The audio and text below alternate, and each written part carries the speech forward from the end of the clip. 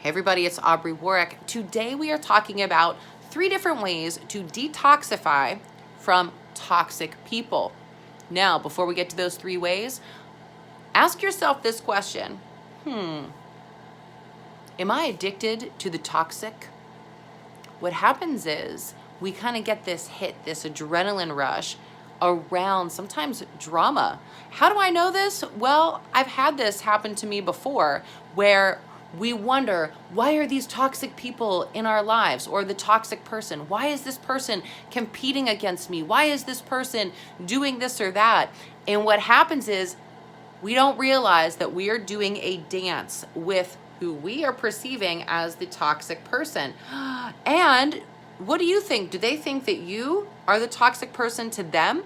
So now you are kind of feeding off of each other's energy, even though it doesn't feel good, it doesn't feel right. However, you're hooked on it. You know, there's a Gautier song that I think about with this, and a lyric from the song goes something like this. You can be addicted to a certain kind of sadness. Yeah? Because when we are addicted to these types of feelings, it's almost like we don't want to let this person go. We don't want to be the person who is rejected either. So we got to reject them. And it's like this whole wheel. So what do you do about it? Number 1 is to focus on something completely different. And here is my best piece of advice, is that you start to stack your day with the most important things to you. And I find this very helpful, let's say either with a family member, let's say your son or daughter, where it's like, you know what, I'm just going to really focus on them and making sure that I'm helping whatever elements of their life to get better. Okay, maybe if you have a young child, that you're doing something to organize their room, painting, enrolling them in different programs, that sort of thing. And you do that throughout the course of your day, but back to back to back. So it's called stacking. What stacking does is it forces you to focus on one task and not be distracted, which we all love to be distracted. So we might use the toxic person, place, or thing to use that as a distraction through our day, right? So that's what I recommend with that. It has served me very, very well.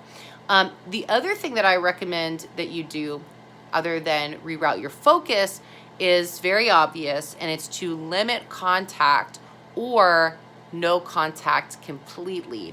Now, this can be really hard. Let's say if it's, a person that you've broken up with, and you kind of don't want to break up with them, but you know that you should, and you go back and forth because they're familiar and all this and that. So sometimes we have to go through that dance in order to then reach a point where we can't take the pain anymore, and then you just cut it off completely. So start by limiting contact to see if you can start to lessen your need and your desire for those feelings. Relate the toxic person to this. It's whenever we have a really decadent food item in the house. Maybe it's I don't know, maybe it's a junk food item. Maybe it's Oreos or your kryptonite. Maybe it's chocolate bars. Maybe it's salty stuff like Doritos. And you're like, I'm only going to buy Doritos on Mondays. Okay, because you're doing a step down program. And then eventually you don't buy the Doritos at all. So limiting, you can do that weaning process, or I think from a food perspective, until you can live around your kryptonite food, don't have it in the frickin' house. Don't. You're not going to die. It's not falling off the face of the earth. Just don't buy that shit. Okay.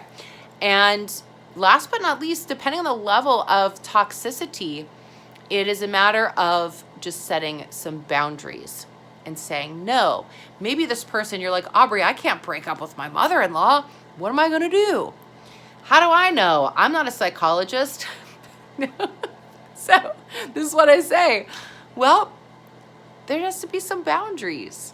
And that's okay. Learning how to say no, but also respecting that person for what they are gifting to you. So maybe it's a mother-in-law or father-in-law. What they are gifting to you is saying, hey, you have to establish those boundaries. So now you're a boundary putter upper. And that is pretty awesome.